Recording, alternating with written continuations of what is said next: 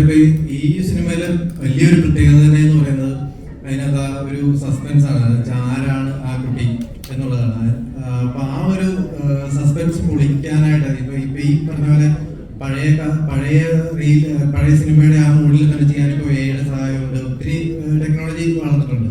അപ്പൊ അത് വെച്ച് എന്തെങ്കിലും തരത്തിൽ ആ ഒരു സസ്പെൻസിന്റെ അവസാനം അതൊന്ന് മാറി ഇപ്പം പുതിയതായിട്ട് റിലീസ് ചെയ്യുമ്പോൾ അത് കാണാൻ കുറച്ചും കൂടി ഒരു ആൾക്കാർക്കൊരു ആകാംക്ഷ ജനിക്കാനായിട്ടും ഒന്ന് ശ്രമിച്ചുകൂടായിരുന്നു.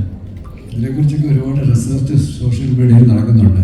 ആ പൂച്ച പിടിച്ചിരിക്കുന്ന കുട്ടിയുടെ കയ്യിൽ വിരലിലെ ക്യൂടെക്സ് ഒക്കെ വെച്ചിട്ട് ആൾക്കാർ പലരിലേക്ക് എത്തുന്നുണ്ട്. പക്ഷേ ആ സിനിമയിൽ തന്നെ രണ്ടുപേരിലേക്ക് അത് ഷോർട്ട് ലിസ്റ്റ് ചെയ്യപ്പെട്ടിട്ടുണ്ട്.